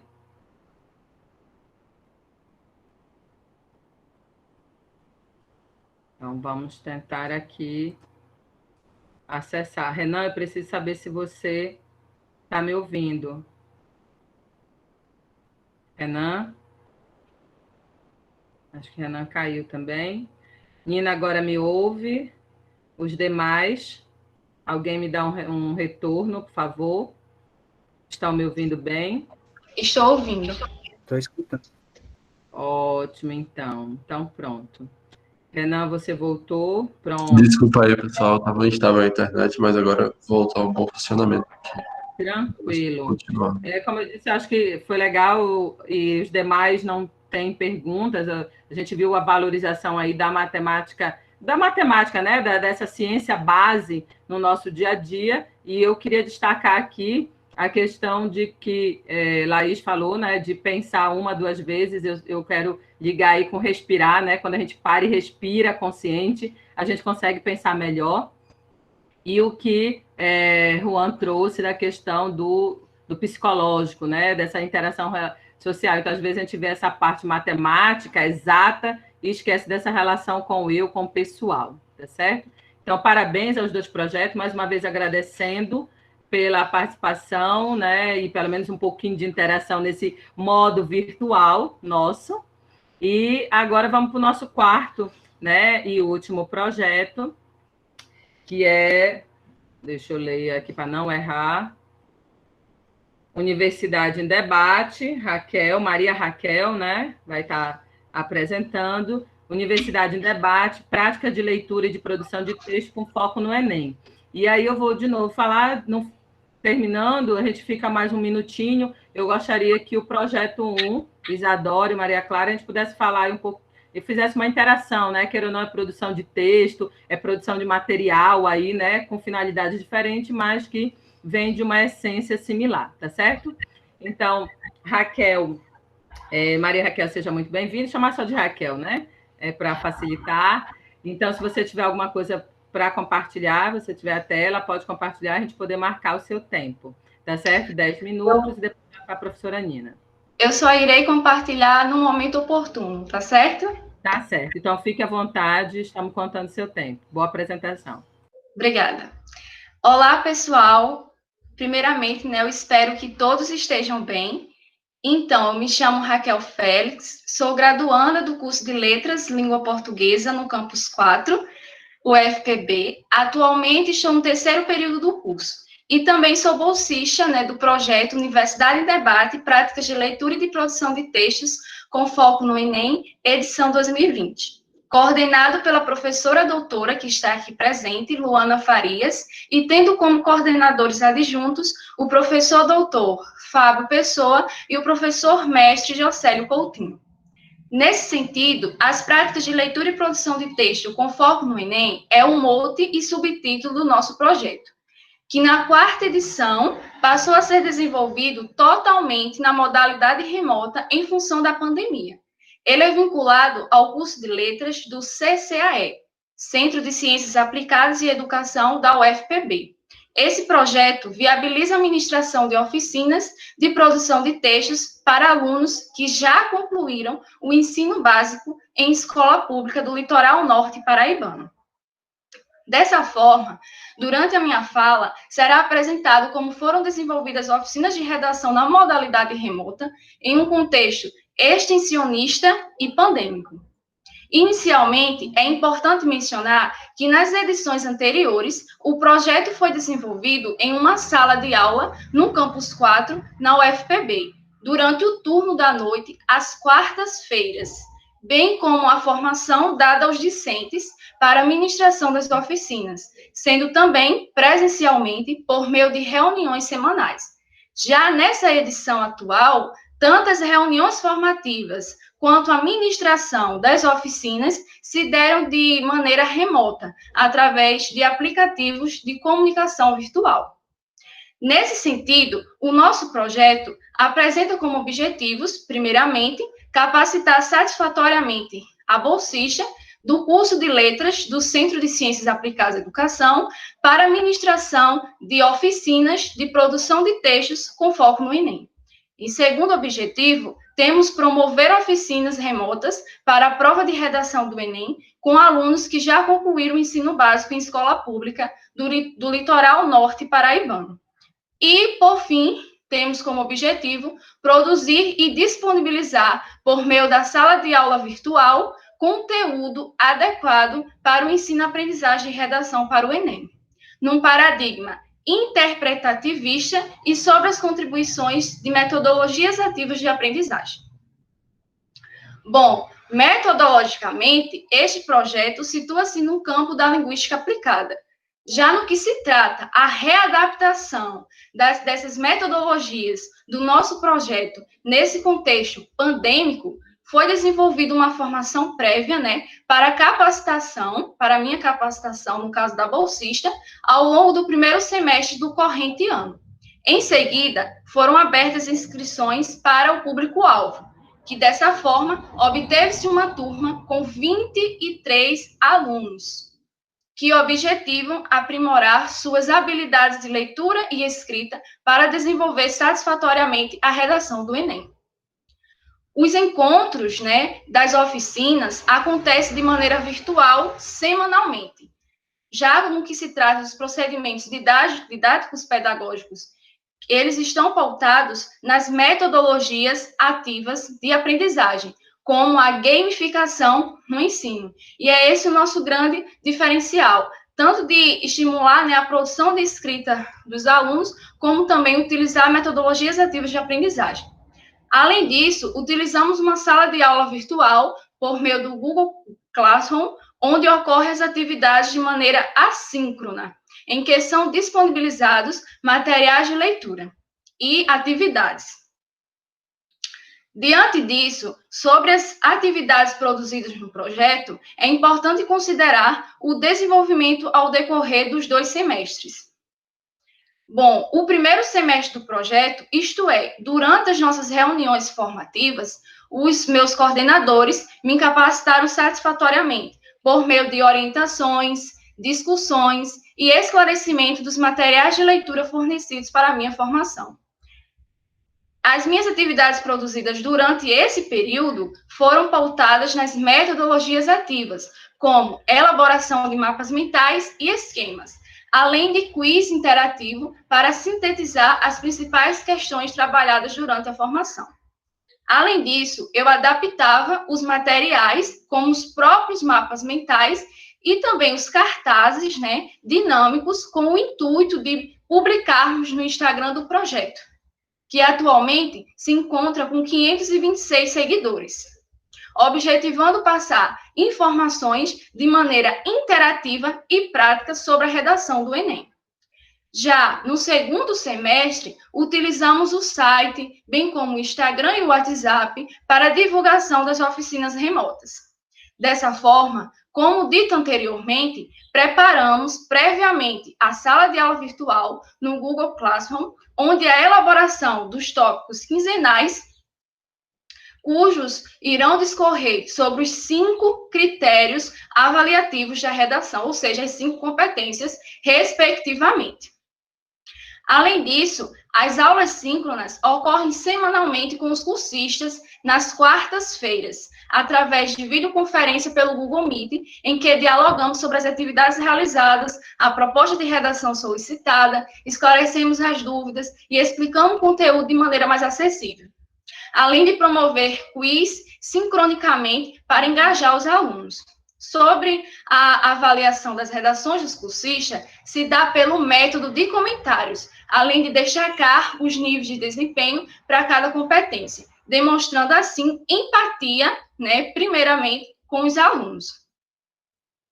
Dessa forma, temos como resultado a visibilidade pedagógica e operacional das oficinas de produção textual remotas, apesar das contingências da realização das ações extensionistas neste contexto que estamos vivendo atualmente, pandêmico, em parte pela mobilização de metodologias ativas que contribuíram para esse engajamento dos cursistas nas práticas de produção de textos desenvolvidas.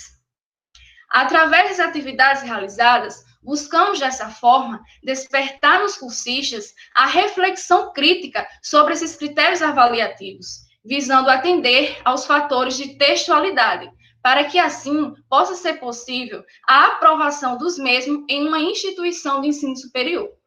Agora, eu vou compartilhar com vocês algumas imagens do nosso projeto. Só um momento.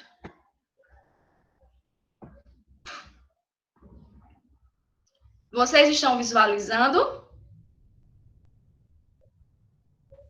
Está abrindo. Pronto.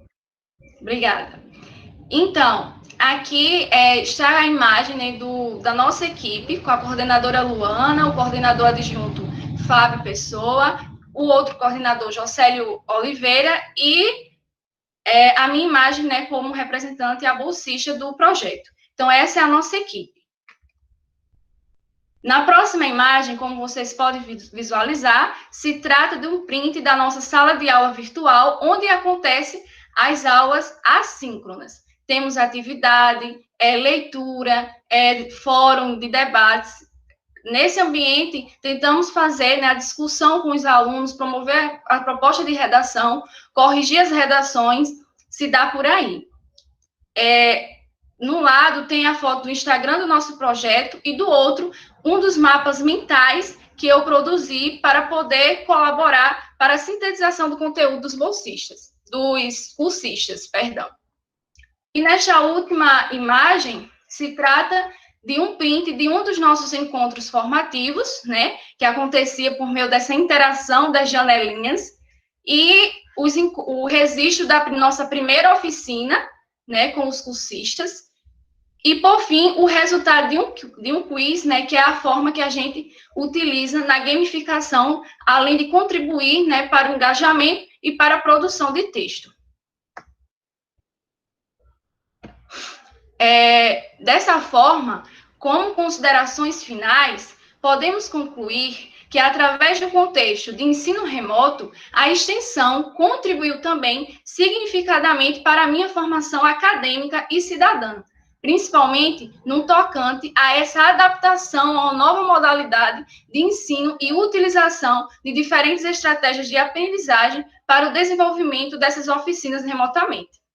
Considerando, né, esses novos desafios encontrados por conta da pandemia, além de contribuir para a socialização com essa comunidade externa, a questão da empatia, de entender o outro, a essa comunidade externa à universidade, compreendendo as dificuldades de acesso à internet e auxiliando no que for preciso para um bom desenvolvimento e produção de textos dos cursistas. Por fim, esse projeto se faz relevante por muitas vezes ser a única oportunidade dos alunos que já concluíram o ensino médio de participarem de oficinas preparatórias para a prova de redação e, consequentemente, conseguirem uma aprovação no ensino superior. Além disso, a relevância social do projeto, no que se refere ao alcance dos objetivos e metas para o desenvolvimento sustentável, se trata da nossa linha de atuação, a educação de qualidade. No mais, agradeço imensamente pela experiência, né, dessa partilha e pela atenção de todos e todas. Muito obrigada. Obrigada, Raquel, e pela sua simpatia também. Parabéns pela apresentação. Professora Nina, né, do Centro de Comunicação, Turismos e Artes, CTA, fique à vontade para suas colocações, considerações, perguntas. Muito obrigada. Parabéns, Raquel, pela apresentação muito clara e também muito simpática. Ficou ainda mais claro quando eu vi alguns exemplos, né? Uma coisa que eu fiquei curiosa era sobre os quiz.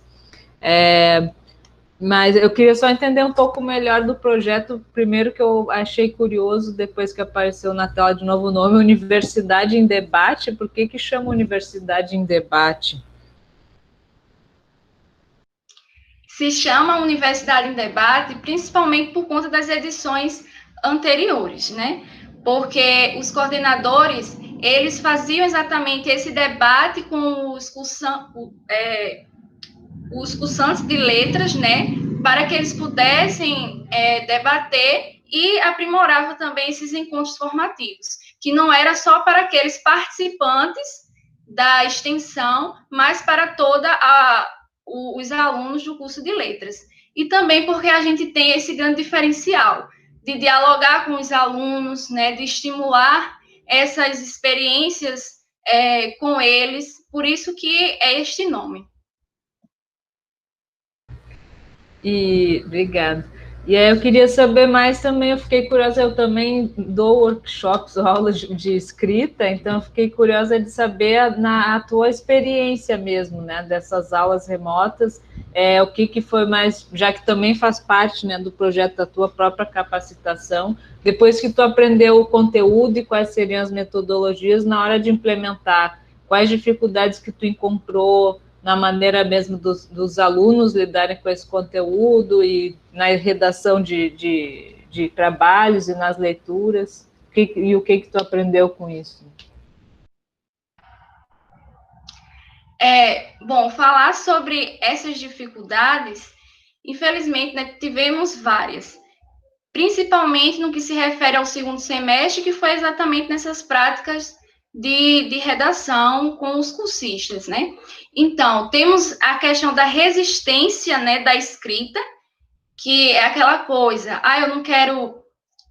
tem aquela resistência, aquele trave de escrever, mas eu sempre comunico com eles diariamente, como eu mencionei, pelo WhatsApp, e também pelo fórum da sala de aula virtual, para que eles possam realmente cumprir, né, com o seu objetivo. Sempre utilizo frases motivacionais, sempre procuro o melhor para que eles realmente possam saber que são capazes.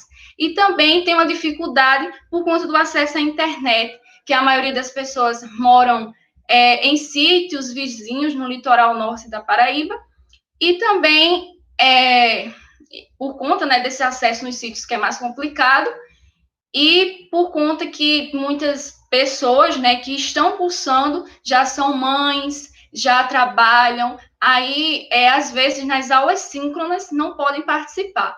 Por isso que a gente grava, né, a aula, para que, posteriormente, no tempo que tiver hábito para eles, né, eles possam assistir.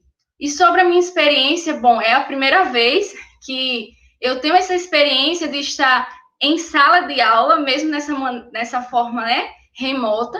Isso contribuiu muito para que eu possa compreender o lado do meu aluno, principalmente, né, convivendo nesse contexto, que é o mais importante, a gente saber disso, saber dos problemas psicológicos do nosso aluno, saber o porquê que ele não fez essa determinada redação que a gente solicitou, e também, né, contribuiu para a minha formação profissional, a minha formação como cidadã e como extensionista. Eu só tenho que agradecer imensamente pela oportunidade que a professora Luana e os demais coordenadores, eles me propuseram.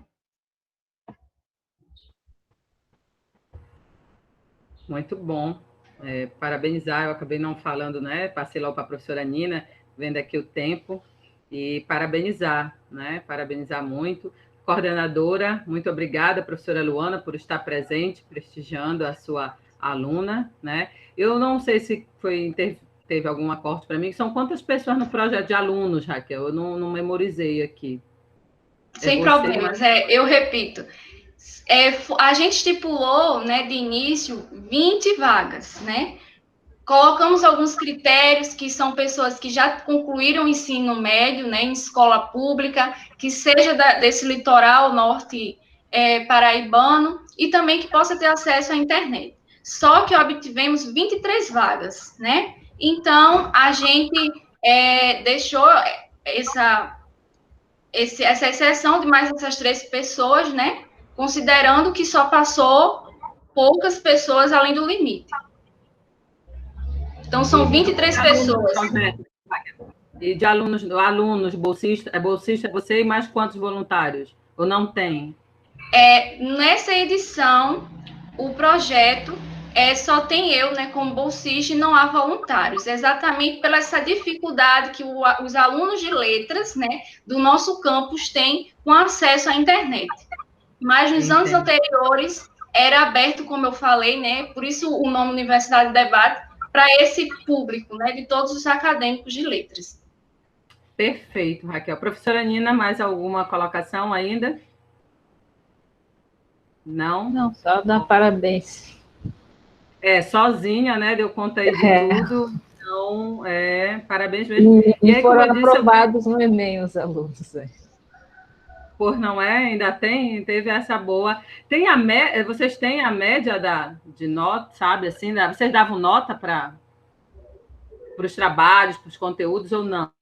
A gente avalia, como eu abordei, eu acho que não ficou muito claro, a gente avalia por método de comentários, que o que significa isso? É através de uma teórica, né, que é Irandé Antunes.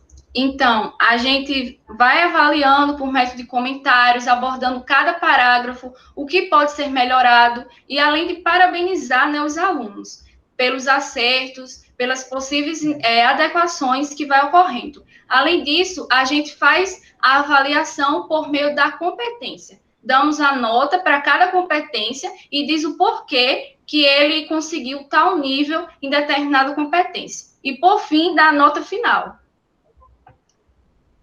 Perfeito. Excelente, muito bom. Pronto, eu vou tomar como base, como eu disse, eu queria puxar, né, para a gente estar fechando a nossa tertúlia. Foi, né, um engrandecimento aqui.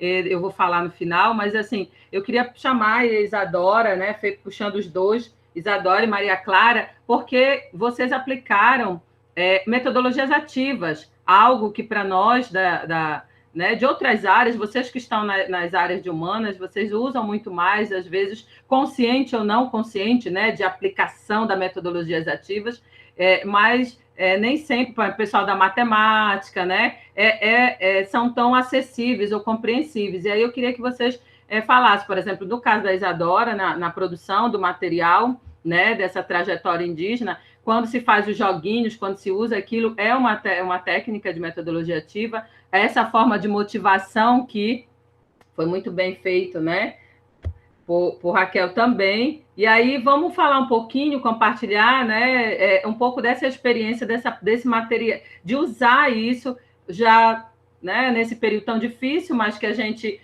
vai dando o nosso melhor dentro do possível, e as metodologias ativas passam a ter essa visibilidade que antes ainda era, até ainda é um pouquinho, tem um pouquinho de rejeição, né, um pouquinho de dificuldade. E eu falo por experiência, porque eu sou da área de exatas, e é difícil adentrar nessas ferramentas, né, quando a gente vem com esses conteúdos prontos, vamos dizer assim. E aí, como é que foi? Professora, desculpa interromper novamente, só Atena, gente, se puder, por gentileza, deixar pelo menos os 4 minutos finais para a gente estar fazendo encerramento, professora Elisângela, porque após o término de tudo, eu preciso que a senhora fique na sala comigo, que a gente vai estar completando a ata final da tertúlia, certo? Certo, aí a gente vai demorar uns 3, 4 minutinhos para finalizar isso, porque a sala ela fecha pontualmente às 10. Tá certo? Então pronto. Então vamos lá, vamos dar um minuto aqui. Isso, aí depois a gente finaliza. Renan, vamos fazer assim? Eu peço que todos liguem a câmera para que Renan já faça a foto. Isso, a foto. Certo? Enquanto Isadora e Raquel aí falam rapidinho, né? Professora Luana, infelizmente não vou poder abrir, mas agradeço sua presença, né? Queria, mas já que vão cortar a gente, né? Dessa forma bem democrática, a sala vai se encerrar. Então, eu não queria perder essa oportunidade da gente valorizar uma ferramenta que nesse período foi muito utilizado. Então, todos liguem suas câmeras, por favor, Juan, Sayonara, pronto. Juan, Renan, você faz a foto enquanto elas falam. E elas vão falando e eu vou já fazendo o encerramento, tá bom? Pronto, tudo bem. Renan, tá certo? Vamos lá, então a gente tem 5 minutinhos, a gente consegue administrar isso. Consegue sim. Vamos lá. Tirar a foto agora, tá, pessoal? Pronto, vamos fazer a fotinho bem lindas, porque nossa sala foi maravilhosa. Pronto, já tirei a foto, tá? Pode continuar. Pronto, e aí eu queria que vocês falassem um pouquinho, bem rapidamente mesmo aí, né? Isadora, Clara. Eu sei que vocês não conseguem falar tão rápido, porque a gente gosta de falar igual eu, mas vamos tentar, né? Fale um pouquinho da metodologia, até para a gente valorizar. Sim, bem rápido mesmo, na pressão. Mas então, é interessante porque o projeto de extensão ele não se desvincula de você fazer projeto de pesquisa, né? Então, no começo do projeto, a professora Rita, ela propôs que a gente fizesse leitura, acho que Laís também comentou isso do projeto dela, acho que Raquel, de certa forma, enfim, os projetos de extensão, eles não saem, né, não se distanciam desse trabalho teórico que, enfim, é muito importante. E aí a gente fez essas leituras, né, tem um livro, acho que é Mariana Paladino, Quebrando Preconceitos, é bem interessante, é um livro muito didático, e ela faz esse trabalho também sobre questões indígenas, e aí a gente, de certa forma, se inspirou, né, nos jogos que ela propõe nesse livro dela. E aí, como a Elisângela falou, né, a gente faz uma metodologia um pouco diferente, porque a gente se distancia também um pouco desses métodos quantitativos, que aí a história oficial, ela se monta nesses métodos quantitativos e da legislação. E aí, por isso é que acaba romantizando um pouco, né, as populações indígenas. E aí a gente faz esse aprofundamento nesses materiais, mesmo que sejam documentos e fragmentos, mas a gente tem um olhar crítico enquanto a eles, enfim, a gente faz essa busca por várias versões e vários documentos, sejam cartas que foram trocadas, enfim, esses fragmentos que vão dando forma, né, às biografias e ao nosso trabalho. Se Clara quiser Isadora, lembrando também que a gente tenta, assim, não fugir, mas a gente não consegue também fugir da questão dos dados quantitativos, né? Porque, como a Isadora falou, não tem extensão sem pesquisa, e também pesquisa só por pesquisa não leva a um produto que seja direcionado à comunidade extra-acadêmica, e a gente não pode ficar só circunscrita a esse ciclo que é muito pequeno e que não vai levar a lugar algum, porque a universidade é pública e ela precisa dar retorno à sociedade de modo geral. Então, o tripé da universidade, ele tem que continuar posto, né? Pesquisa, extensão, monitoria, tudo junto, não tem como se desvincular. Então, a gente faz essa pesquisa, tem um grupo de estudos que a gente faz reuniões semanais, e no início do projeto também. Eu acho que você tinha mencionado isso. A Isadora está desde o início, há 3 anos, e eu estou há 2 anos no projeto, então a gente já tem uma dinâmica boa, uma relação muito boa, e com os dados também, e a gente fez esse estudo sobre quais as cadeiras eram oferecidas de História e Cultura Indígena, e quantificado, né, quantas cadeiras eram oferecidas e como era feita essa dinâmica, para perceber justamente que mesmo com a obrigatoriedade da lei, isso não se colocava na prática diária, né. Então, está tudo ali relacionado, e a gente tenta mesclar essas metodologias para tentar chegar a um produto melhor e também que dê algum retorno efetivo. Ai, minha gente, olha, eu estou super grata. Queria ouvir totalmente vocês, mas como eu disse, não sei se o Renan vai conseguir aumentar. Como eu disse, foi uma manhã maravilhosa. Gratidão pela participação de vocês aqui. Eu vou começar a encerrar e peço, né, e agradeço a essa parceria.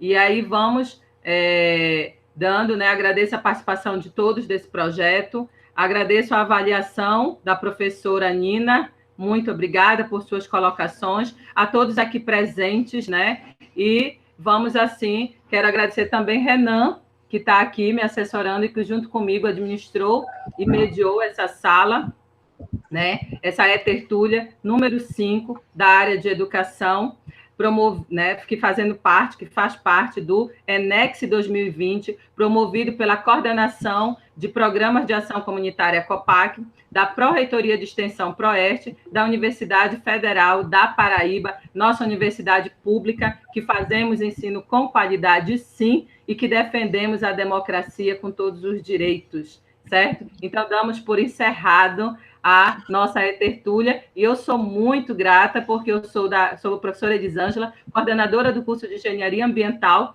E estou aqui aprendendo hoje, estive aqui hoje aprendendo com vocês. Parabéns e sucesso a vocês e a todos os coordenadores. Obrigada, pessoal, professora Nina, também. A todos. Eu fiquei mais caladinho aqui, né, na assistência também. Eu já fui assistente de outras salas, a gente vem trabalhando nisso já há alguns anos.